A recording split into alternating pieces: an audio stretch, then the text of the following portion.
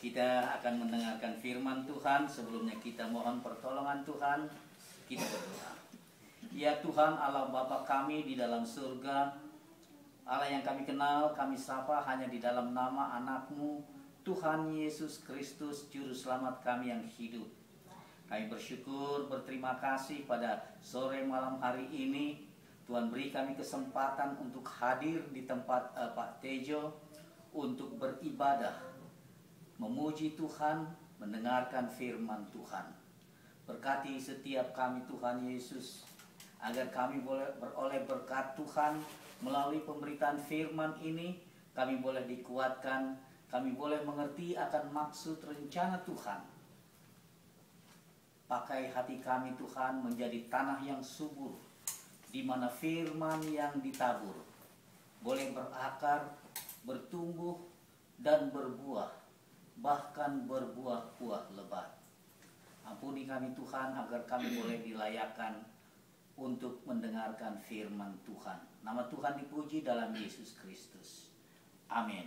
Amin. Ya. Bapak Ibu yang dikasihi Tuhan, kita akan mendengarkan firman Tuhan dari Efesus 6 ayat 10 sampai dengan 20. Ini kita bagi dua, yang genap sebelah dari sini saya potong sebelah sini, yang genapnya yang sebelah sini yang ganjilnya. Ya. Ayat 10 di sebelah sini kita dari Pak Narso sampai sini, silakan. Efesus 6 ayat 10 sampai dengan 20. 1, 2, 3. Akhirnya hendaklah kamu kuat di dalam Tuhan, di dalam kekuatan kuasa-Nya. Kenakanlah seluruh Sama-sama. Ayat 11. Ya, semua. Ya. Kenakanlah seluruh perlengkapan senjata Allah, supaya kamu dapat bertahan melawan tipu muslihat iblis. Karena perjuangan kita bukanlah melawan darah dan daging, tetapi melawan pemerintah-pemerintah, melawan penguasa-penguasa, melawan pembunuh-pembunuh dunia yang gelap ini, melawan roh-roh jahat di udara. Sebab itu, ambillah seluruh perlengkapan senjata Allah, supaya kamu dapat mengadakan perlawanan pada hari yang jahat itu, dan tetap berdiri sesudah kamu menyelesaikan segala sesuatu.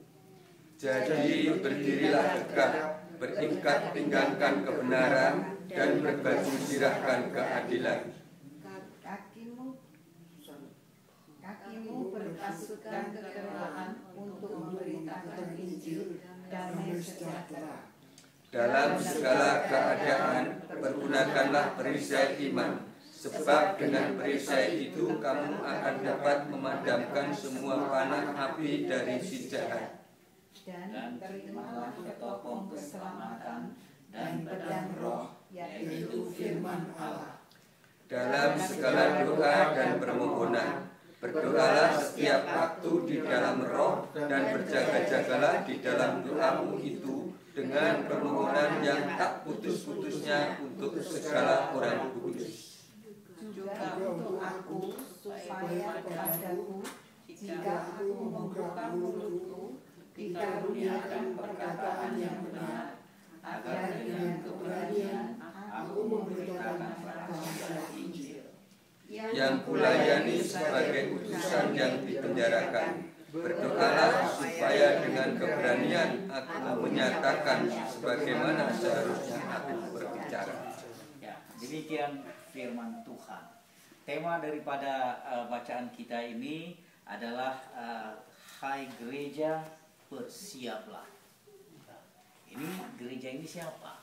Ya, dia secara sempit saya katakan gereja itu ya adalah persekutuan orang percaya yang beribadah, belajar ya firman Tuhan, berdoa, ya bersekutu.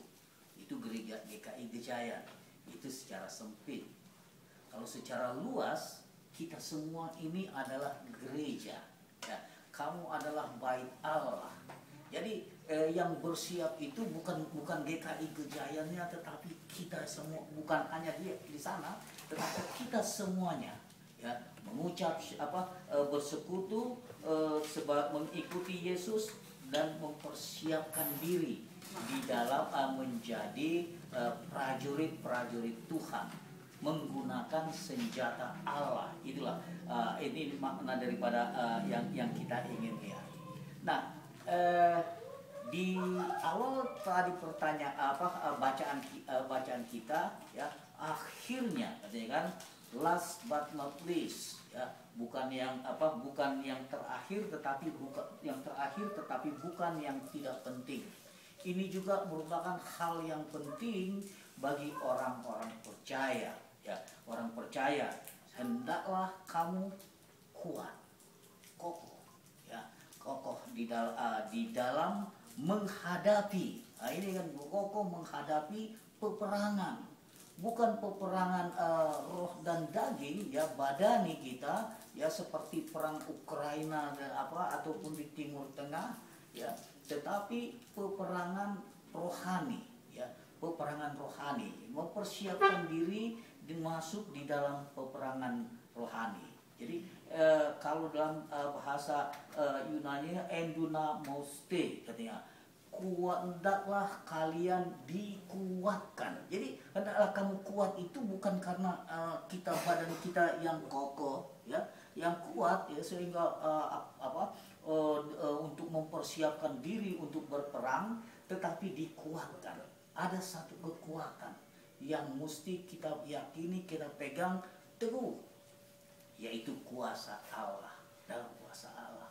Karena peperangan rohani ini dia tidak berwujud ya dari roh-roh yang ada di udara ya, setan, iblis, roh jahat ya. Bahkan istilah di sini adalah menubuh itu menjadi satu dengan tubuh ya. Jadi dia setan itu kita bisa juga seperti kita ya, karena dia bentuknya artinya masuk dalam kita itu, di mana kita bisa melihat dari kalimat, karakter, pernyataannya sudah seperti setan. Wah, ini ngeri kan bahasanya itu sebetulnya gitu. Itu di dalam pengertian menubuh itu. Tapi kita ingin melihat satu persatu tentang contoh di dalam peperangan ini, karena ini penting buat kita. Saya pernah diminta datang mendoakan, tapi datangnya sore-sore kalau sudah agak gelap ya, di antara itu ya, kami datangi karena kami tinggalnya di apartemen lantai 5, kami turun lift. Begitu mau masuk sampai di basement ya, liftnya tiba-tiba mati. Wih, ada 1/4 jam gitu. Jadi iblis itu tidak pernah senang pada orang-orang yang mau melawan keinginan iblis. Nah, sebenarnya masalahnya bagi kita adalah kita melawan atau tidak, kan begitu. Ada banyak orang yang ikut saja bagaimana nantilah ya, ataupun ikut arus dalam pengertian itu. Tapi dipanggil teknisi, perbaiki kira-kira 15 menit di dalam gantung ini, di antara lantai 2 lantai 1 gitu, tertutup ininya.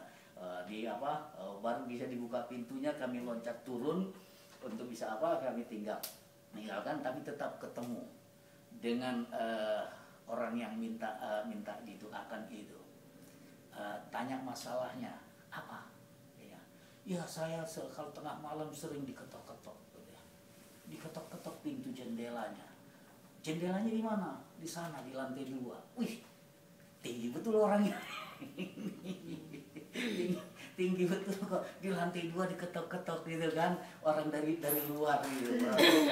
Ada suatu kuasa kegelapan yang melingkupi itu itu. Jadi kalau kita ikutan begini bisa merinding ini. Tapi kalau kita ingatkan bahwa kamu harus kuat melawan kuasa-kuasa iblis, karena tidak ada kuasa lain selain dari kuasa Allah. Iblis dikalahkan, hai maut di mana sengatmu. Harus punya semangat begitu. Lawan itu. Kalau ragu-ragu ya, maka iblis itu dia akan ketawa dia. Hehehe, mau urusir saya teman. Sesama iblis dilarang saling mendahului. Begitu kan, begitu apanya. Kalau kita memang tidak memiliki keyakinan yang teguh, ya, keyakinan yang teguh di dalam menghadapi itu yang penting di dalam kehidupan kita ini, bahwa kita ini perlu diperlengkapi, ya. Kalau kita sudah beriman, kita sudah berdoa, betul, ya. Tapi itu bukan hanya di situ saja. Kita cuma tuh Allah sendiri kan, bahkan berperang dengan menggunakan baju zirah dan perlengkapan pedang dan sebagainya. Ini penting bagi kita ketika kita dalam rangka kita menghadapi, bukan cuma kita bicara tentang pertumbuhan iman, datang ke gereja, ya, keluar masuk, amin, ya. Tetapi iblis itu seperti singa yang mengaum-ngaum. Kapan saja kita lengah, diterkamnya. Bayangkan itu. Kapan saja kita lengah. Lengah itu dalam pengertian fisik, spiritualnya lemah, atau kita tidak waspada, ya. Kita tidak waspada, atau dalam pikiran yang kosong, ya. Pikiran-pikiran yang kosong. Di sana iblis itu dengan sangat mudah menerkam kita. Bagaimana bentuk penerkamannya? Ini yang perlu Jadi di Paulus berbicara ini, dia membandingkan dengan ketika menulis ini di dalam penjara, dikawal oleh tentara Romawi. Itu menjadi sesuatu figur yang digambarkan. Ada ketopong, ada baju, ada sepatu dan sebagainya, ya. Dan memiliki fungsi-fungsi. Ada fungsi-fungsi yang dinyatakan untuk menjadi kuat, ya, menjadi kuat. Kuat itu tidak tergoyahkan, ya, tergoyahkan. Saya ingat cuma kalau nonton Mr. Bean, ya, ada tentara di Inggris gitu kan, diganggu-ganggu sama dia, tapi dia tetap, ya. Dikasih bulu ayam hidungnya juga itu.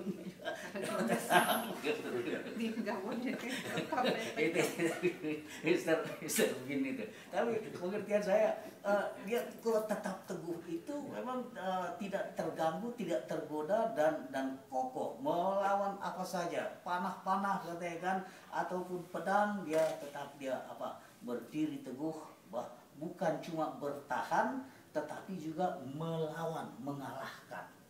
Ini fungsi apa, ya? Jadi kita tidak boleh lengah di dalam perlawanan ini, supaya ada kemajuan, ya. Kemajuan itu dari tantangan hidup ini, ya, tantangan perjuangan. Ada penguasa yang mengganggu, menggoda, terutama godaan. Kalau kita sebagai orang pegawai ataupun godaan itu paling gampang, paling mudah, ya. Makanya ada di sini kejadian-kejadian yang sekarang ini mereka tergoda, ada kartu yang bisa mau masuk penjara apa enggak, kan gitu kan, digodanya diancamnya begitu, mau ikutan apa enggak. Karena Karena sangat mudahnya otoritas, ya, melakukan apa saja penguasa ini.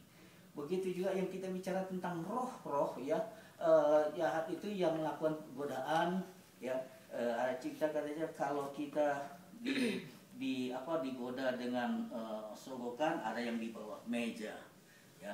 Tapi di luar negeri, kalau di Indonesia orang di negara tetangga cuma di atas meja, gitu kan, godaannya itu. Tapi kalau di Indonesia dengan meja-mejanya, jadi godaannya lebih kuat, lebih keras, lebih kalau tidak bertahan, itu sangat mudah sekali jatuh. Ada banyak anak-anak Tuhan yang sudah menteri, berapa orang itu yang orang-orang mengenal Kristus, ya, melakukan dia di dalam hidupannya, tapi tergoda dengan mudahnya, ya, jatuh dari dari tanggung jawabnya. Sangat mudah godaan itu. Apalagi godaan itu baru bicara tentang tahta. Ada kalau sudah berkuasa itu ada godaannya wanita ya, sama dengan harta ya. Begitu godaan-godaan itu melingkupi ini. Kalau kita tidak memiliki ya iman, kekuatan, doa dan senjata. Ya, ini kita mau bicara tentang senjatanya ini.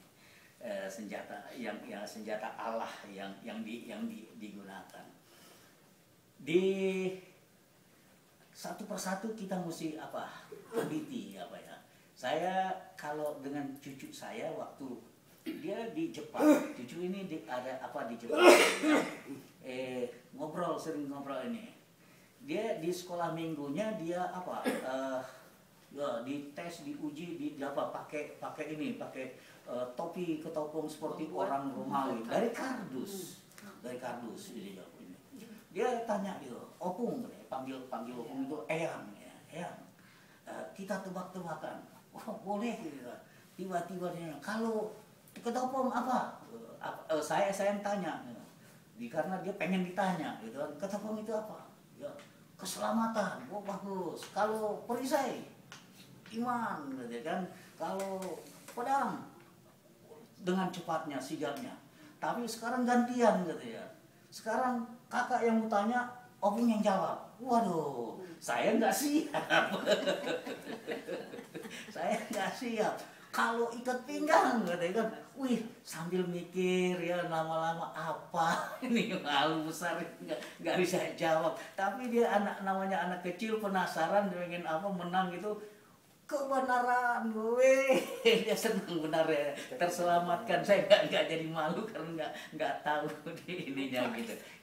Itu cerita tentang apa? Dan dia berumur 3 tahun pada waktu itu. Sekarang sudah 4 tahun. Jadi kalau ditanya sampai sekarang kalau ditanya itu dia ingat karena apa? Karena secara visual, secara dia latihan dengan anak sekolah minggu kan kasih bikin sendiri bikin orang tuanya topinya, bajunya cuma dari kertas kartonannya gitu kan. Terus pedangnya juga begitu. Cuma dari karton gitu ininya. Jadi dari sejak dini dia dibentengi ya. Anak cucu kita juga tentu kita punya anak punya cucu yang mesti dibekali ya, pembekalan dari orang tua terhadap lingkungan zaman. Karena kalau itu kalau dalam bahasa kalau bahasa Indonesia terjemahan baru ya. Terjemahan barunya itu ya ini yang dikatakan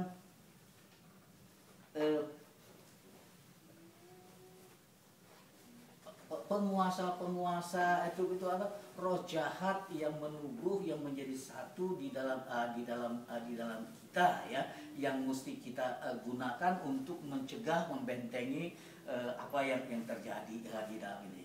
Karena apa kita perlu penguatan itu? Karena orang banyak kalah perang karena tidak siap. Ya, itu kan intinya gitu kan. Karakternya pertempuran itu kayak apa? Tapi kenapa kalah di dalam perang itu? Ada yang siap tetapi tidak kuat, atau punya senjata tetapi tidak menggunakannya. Tidak menggunakannya, artinya kita punya senjata doa, kekuatan, tapi kalau kita gentar ya melawan yang diminta diundang itu, waduh, gemetar juga untuk datang di rumah itu. Ya, apa saja yang kamu bawa sehingga kejadian ini, mesti sampai kepada ada jimat atau apa yang kekuatan kuasa gelap yang dititipkan yang mesti dikeluarkan, dibuang, dibakar, bakar itu. Sampai tahapan begitu, kalau tidak terus dihantui. Nah, ini kita tadi kan katakan di sana ayat yang 11 tadi kan, kenakan seluruh perlengkapan senjata Allah. Ya. Jadi bukan cuma satu aja gitu. Coba kamu sudah berdoa, ya. Doa adalah salah satu dari senjata Allah, ya. Salah satu dari 7 atau apa dari 7 senjata Allah yang ingin kita lihat ini nanti, ya. Salah satunya itu doa di dalam doa kita berdoa. Oleh karena itu kalau dibilang kalau seluruh, ya, berarti dia berbicara tentang 100%, all out, ya, all out. Kalau setengah hati, ya, itu berarti bukan seluruhnya, belum seluruhnya, belum sepenuhnya. Oleh karena itu kita penting perlu selalu siap sedia memperlengkapi diri terhadap senjata-senjata ini. Perjuangan kita bukan melawan manusia, tetapi melawan kekuatan segala setan. Menguasai zaman yang jahat, kita melawan kekuatan roh-roh jahat yang menguasai ruang angkasa. Dia tidak kasat mata, ya. Itu dalam bahasa ininya itu pneuma. Pneuma itu angin, ya, nafas, nefes, ya, roh. Jadi makhluk halus, ya, yang menubuh, yang menjadi masuk di dalam tubuh kita, ya, menuntun kita, mengajari kita untuk melakukan kehendak Dia. Itu daripada pneuma itu kekuatan roh jahat, ya, ya. Makhluk yang halus yang isi di dalam sistem kerja. Oleh karena itu dikatakan ambillah, ya, supaya dapat bertahan, supaya dapat melawan, ya. Ini perlengkapan yang apa saja yang dikatakan tadi. Jadi yang pertama yang di awalnya itu justru yang pertamanya itu adalah ikat pinggang. Jadi belum dari kepala, tapi dari ikat pinggang. Kenapa harus ikat pinggang? Ikat pinggang tentang apa dia ikat pinggang itu? Bicara tentang kebenaran.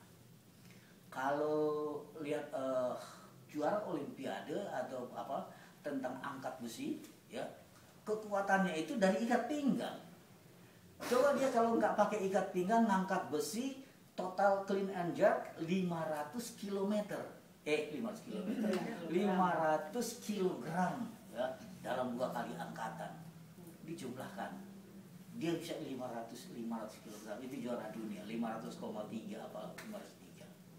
Ya, itu karena kekuatan ikat pinggang, ya, itu menjadi kuat, jadi kokoh, ya.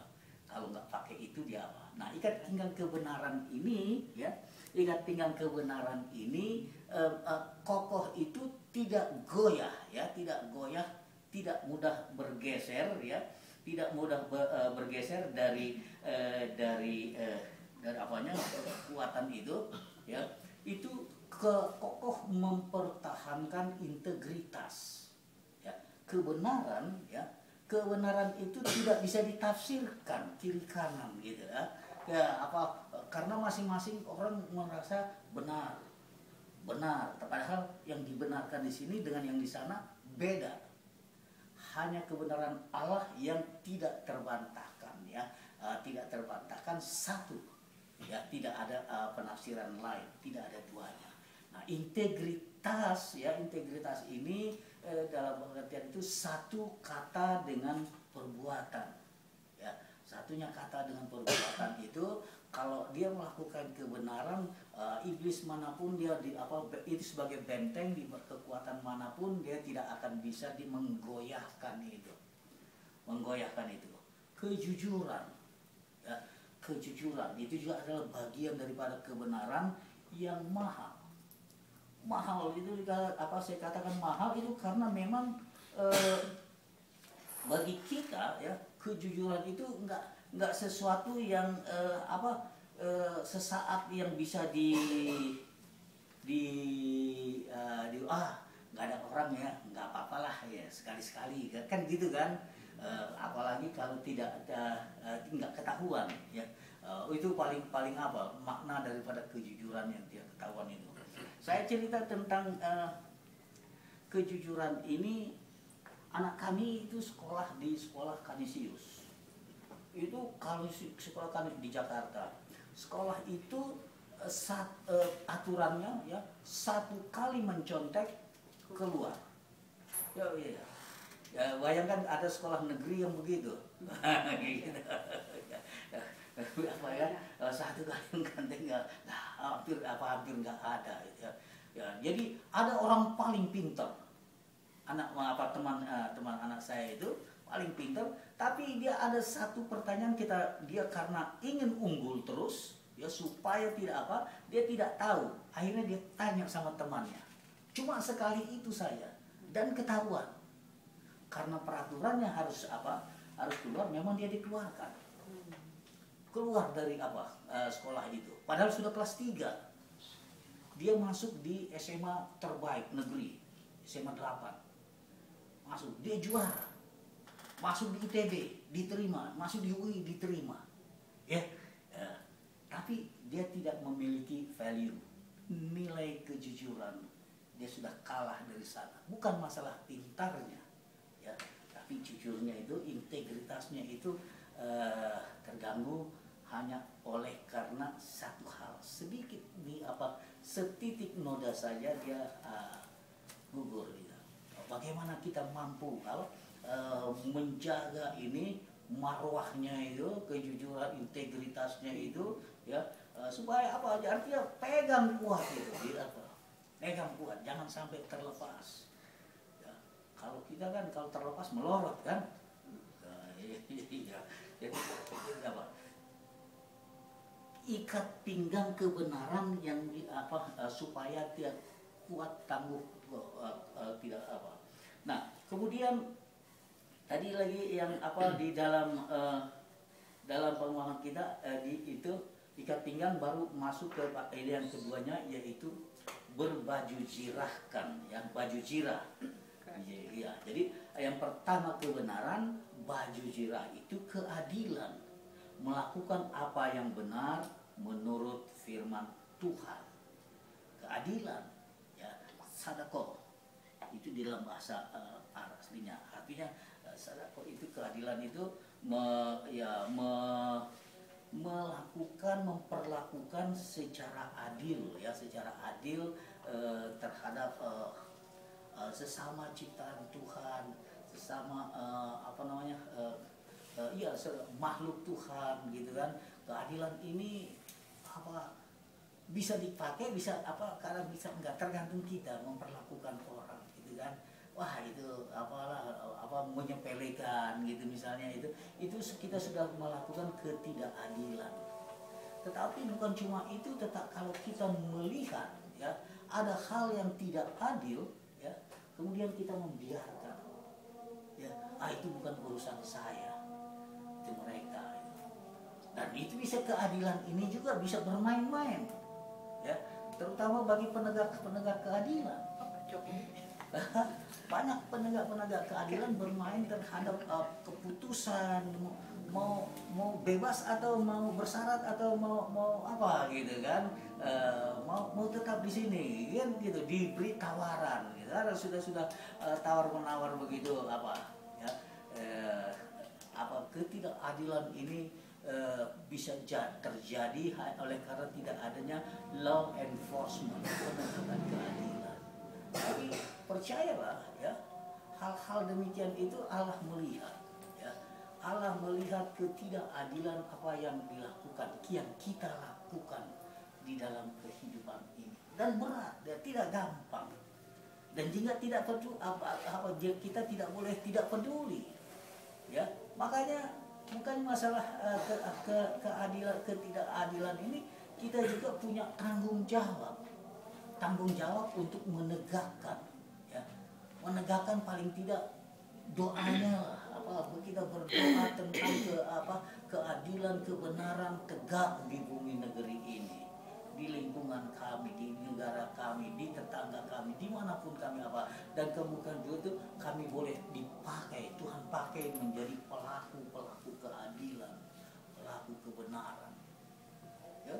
makin berat gitu apa ya kan, bicara tentang itu karena tantangan dunia ini begitu beratnya bahwa ada hal-hal yang mesti kita lakukan dengan benar, tapi ada ketidakadilan sehingga mengalahkan, ada proyek tidak seharusnya kita bisa lakukan tapi nggak jatuh sama kita. Misalnya itu kalau dia kontraktor gitu kan, ke orang lain. Tapi banyak contoh-contoh kehidupan di tentang ketidakadilan ini, terutama kepada mereka yang terpinggirkan.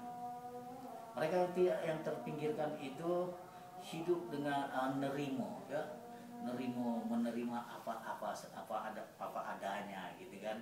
Walaupun diperlakukan tidak adil oleh orang-orang, teman-teman, saudara atau siapa saja. Bisa dengan keluarga kita dan adik kita juga kita bisa melakukan hal-hal ketidakadilan ini, ya. Oleh karena itu ketika tindakan kita, perilaku kita, rancangan kita terhadap Tuhan berikan keadilan, kebenaran di dalam kami melangkahi hari hidup kami depan ini. Masalahnya itu keadilan itu kan bicara tentang orang lain. Kita nyaman, orang lain tidak nyaman, gitu kan? Karena apa yang kita lakukan bisa saja demikian, ya. Oleh karena itu memang ada hal yang cukup berat sebagai anak Tuhan untuk bicara bagaimana mereka disukai oleh semua orang sehingga bertambahlah orang percaya. Pertama Tuhan memberikan menambahkan orang percaya. Gimana kita bisa disukai oleh semua orang itu karena merasa ada nyaman, senang karena dia berlaku adil, bertindak benar. Orang dia akan melihat apanya ini. Tapi kalau iblis melihat, wah, sana kawan saya, kapan ada waktu saya sikat, kan begitu, di momen-momen yang ditunggu untuk kepentingan sesaat. Diperlakukan karena tantangannya itu baru dua. Nanti kita exercise apa yang kurang di dalam langkah kehidupan kita, ya, supaya kita bisa mengenali lebih dekat, lebih banyak lagi tentang memaknai senjata Allah ini, supaya enggak anggap enteng, sudahlah kita berdoa saja, ya, Tuhan lindungi, Tuhan jaga, malaikat Tuhan mengawal dan keluar masuk kami, amin. Itu bagus, ya, tetapi tetap di dalam kita melakukan langkah-langkah ini kita harus siap, ya. Hai gereja bersiaplah, kita ini siaplah, lekong kalah. Kan Tuhan sudah katakan, ya, ambillah, pakailah, kenakanlah senjata Allah, begitu kan? Sudah katakan. Nah, begitu juga dengan yang ketiga ini, bicara tentang kasut. Kasut kerelaan memberitakan Injil damai sejahtera. Apa betul itu? Saya ingat cucu saya itu. Kalau sepatu, kasut, kerelaan memberitakan Injil damai sejahtera. Gitu ya, saya senang main tebak-tebakan itu, sering TikTok gitu dengan awalnya. Jadi teknologi itu membuat mempercepat ini ya, karena dia dengan mudah pakai Google Meet, ya, wajahnya bisa berganti-ganti dan menurut karakter yang disukai dan sebagainya. Itu dia sendiri main gini umur 4 tahun gitu. Jarak jauh. Cucu kami ini dia dari Jepang, anak saya ambil selesai S3, mulai S1 sana, S2, kemudian dia kerja lagi di Indonesia, dibilang capek lagi, ya, menyukai sekolah, ya. Sekolah sampai selesai S3, anak mantu aplikasi ke Australia, Monash University, ya, dia dapat di sana, ya, walaupun lari dari majornya itu, tapi di sana juga saya ingin mengajarkan, membuat modul pendidikan anak ya yang apa istilahnya yang Kristiani, khusus dia ngambil major yang lebih sempit lagi tentang new energy ya, energi yang terbarukan terhadap pendidikan anak. Ini apa mereka apa? Jadi pindahan ke sana jadi tetap berjauhan, padahal harapan udah datang di ini lebih sering ketemu. Tapi suka cita karena selalu komunikasi melalui ini sangat mudah dan murah ya, murah. Kalau saya dulu ketemu istri itu tahun 86 melalui ini melalui telepon ya. Baru belum 3 menit, iya sudah ya, ini menitnya sudah hampir habis. Baik. Waktu sekolahnya Amerika dulu. Saya 3 bulan ditinggal itu. Iya. Mahal ya. Dia mahalnya komunikasi itu kalau dengan sekarang. Kalau sekarang kita berjam-jam dipanteng gitu kan. Ini hubung lihat ini saya mungkin itu sebagainya. Ya itu kita lihatnya. Jadi kasut itu memberitakan selalu siap untuk berbagi kabar baik ya, kabar baik tentang keselamatan, tentang penyertaan, tentang apa, kesaksian tadi itu merupakan bagian daripada pemberitaan, menyatakan kabar baik bagaimana penyertaan Allah di dalam kehidupan ya, setiap kehidupan kita. Dan itu menjadi artinya bagian itu nggak mesti disuruh didorong di apa, tapi otomatis itu kan. Saya senang melihat keluar langsung tap gitu, nggak perlu nunggu ayo siapa lagi ya, tapi secara otomatis keluar kan. Bertali kasut kan memberitakan Injil damai sejahtera. Injil damai selalu siap berbagi. Nah ini juga kami dari dulu tuh sudah 20-an tahun selalu bekerja ataupun ikut ambil bagian di dalam kelompok yayasan Marturia pemberita Injil ya, kelompok yang mengajarkan ke gereja-gereja tentang bagaimana teknis metode untuk memberitakan dengan secara berkawan, berteman gitu, tidak tersinggung tetapi juga tidak menolak. Penting berita disampaikan. Itu apanya. Kalau saya sekarang jarak jauh, tapi teman-teman saya selalu membuka satu ini, apalagi kemarin melalui Zoom itu, saya monitor, saya buka Zoom-nya mereka setiap malam selama 2 tahun kemarin itu ketika COVID ya. Nah sekarang sudah jarak sekarang 2 kali 1 minggu, tetapi saya tetap mengatur untuk mengumpulkan tulisan harian ya, ini untuk bacaan rohani. Saya binding itu di dalam e-book, elektronik book dan PDF. Dan itu disebarkan setiap akhir bulan, ratusan puluhan orang yang saya kirim, dan itu bermultiplikasi. Mereka juga yang menerima, saya selalu katakan bagikan untuk menjadi berkat melalui multiplikasi itu. Nah ini artinya ini menjadi sesuatu habit, bagian dari pemberitaan itu. Karena apa? Karena ada keselamatan yang sudah diberikan. Kalau kita bicara tentang Efesus 2 ya, ayatnya ke-8 dan 9. Coba tolong ini cerita tentang Efesus ini penting karena ini adalah Injil keselamatan. Salah satu orang bisa membacakannya. Efesus 2. Efesus 2 ayat 8 dan 9. Efesus 2 ayat 8 dan 9. Sebab karena kasih karunia kamu diselamatkan oleh iman. Itu bukan hasil usahamu, tetapi pemberian Allah. Itu bukan hasil pekerjaanmu. Jangan ada orang yang memegahkan diri. Jadi kita orang percaya itu kita kita tidak berusaha untuk mendapatkan keselamatan, tetapi diberikan. Ambillah, katanya kan apanya?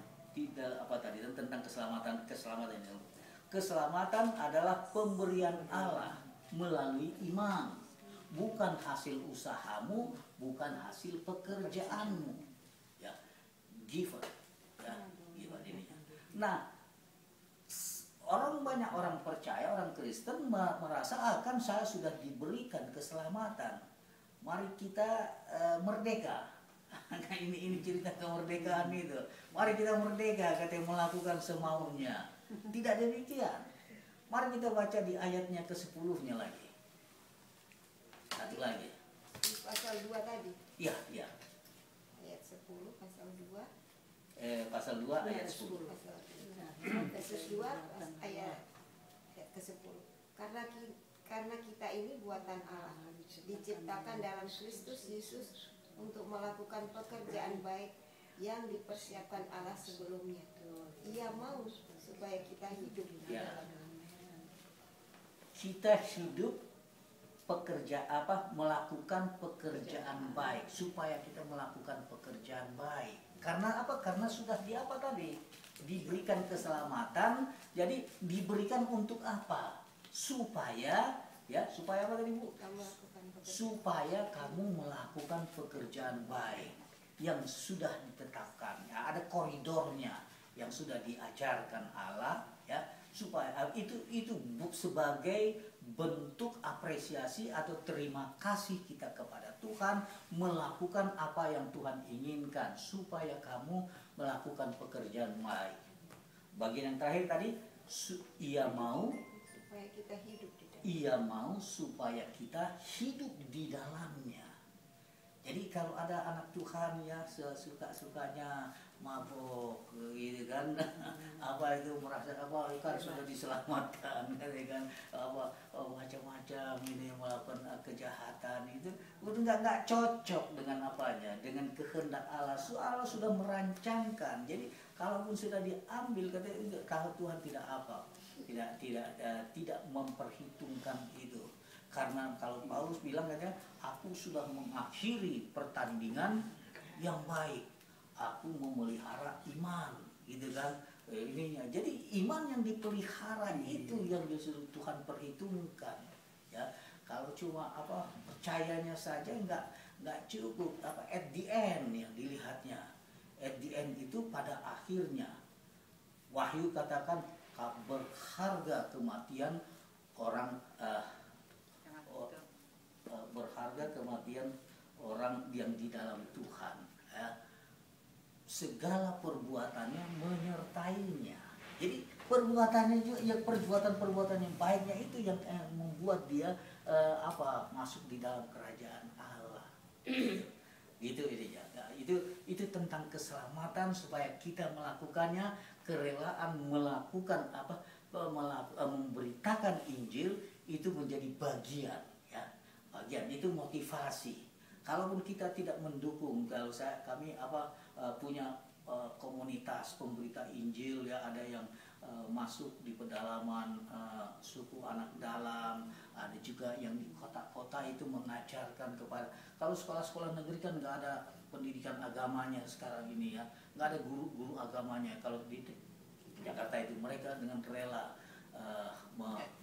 mengajarkan, ya, di penjara, di rumah sakit, itu secara kerelaan, tulus, ya, nggak ada istilahnya capek berat termahal ongkosnya kan dan sebagainya. Itu menjadi bagian ya dari kerelaannya. Nah, kalau nggak rela ya berarti kita tidak gunakan senjata Allah ini. Ya, oleh karena itu dukungan kita. Kalaupun kita tidak ikut turut serta di dalam pekerjaan itu, kita dukung. Minimal kita dukung di dalam doa. Tapi ada dukungan yang lain yang selagi kita mampu menggunakan diberi kesempatan Tuhan kepada pemberita-pemberita Injil. Perjuangannya luar biasa. Kalau tidak, mungkin itu akan sama seperti Inggris saat ini. Inggris saat ini mereka dulunya adalah pemberita-pemberita Injil di sini. Tapi dia sekarang ini gereja ya menjadi berubah, menjadi apa, ada corong yang sekarang seperti yang berbunyi ini. Di gereja-gereja gereja itu dituliskan dengan apa namanya? Nama-nama sudah berubah namanya, penggunaannya. Itu ratusan apa yang akan terjadi. Populasinya pun bahkan ada yang lebih besar lagi dibandingkan dengan jumlah negara di negara ini. Populasi Swedia, Jerman ataupun Belanda itu hampir 50-50 gitu kan. Itu bagaimana di samping kosong itu karena mereka tidak tertarik lagi dengan gereja, ya, bahkan dia menjadi ateis, ya, ateis tidak percaya karena merasa gereja menjadi beban, penghakiman. Ini kan cerita penghakiman, gereja menghakimi. Tapi bagus kalau bagi kita kan orang yang terbuka, ya memang ampuni Tuhan, saya seharusnya melakukan senjata ini, lakukan kebenaran, melakukan ini. Tapi semua orang karena demokrasi suka-sukanya akhirnya berkurang jumlah, terutama orang-orang muda. Saya nggak tahu kita punya orang-orang muda di posisi di sini apa tidak di kumpulan wilayah kita ini. Ya. Ini apa namanya? Ya memang di gereja kita bagus, lumayan apanya. Ada banyak gereja lain yang ditinggalkan, terutama gereja-gereja mainstream.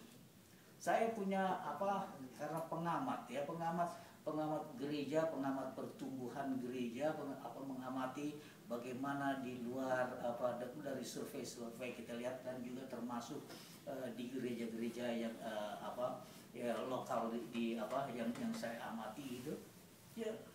Kelompok-kelompok muda itu tumbuh masuk di dalam satu kelompok gereja komunitas yang lain. Ya. Kalau mereka sama-sama bertumbuh dan tidak sesat, fine, baik-baik saja ya. Bahkan kita bersyukur dia masih tetap hidup di dalam komunitas pertumbuhan iman yang menggelora. Tapi kalau masuk ke gereja yang sesat ataupun tidak kemana-mana, bagaimana? Bagaimana dengan kita? Kan itu tantangan kita. Kita punya tanggung jawab. Ini saya katakan kita punya tanggung jawab, ya, karena Tuhan berikan tanggung jawab pada kita. Kamu sudah diselamatkan supaya kamu melakukan perbuatan baik yang kerelaan memberitakan Injil damai sejahtera, ya, itu menjadi bagian tugas panggilan kita, panggilan gereja untuk melakukan ini. Maaf, ini agak kelamaan. Ya, saya selesaikan sebentar. Nanti mungkin ada tambahan ini. Perisai iman, ya. Perisai iman melindungi diri dari serangan atau godaan yang meragukan iman. Ini juga penting kalau punya anak, ya, untuk lari ke seberang sana, ya. Karena kita tidak membentengi dengan perisai iman itu kita punya tanggung jawab.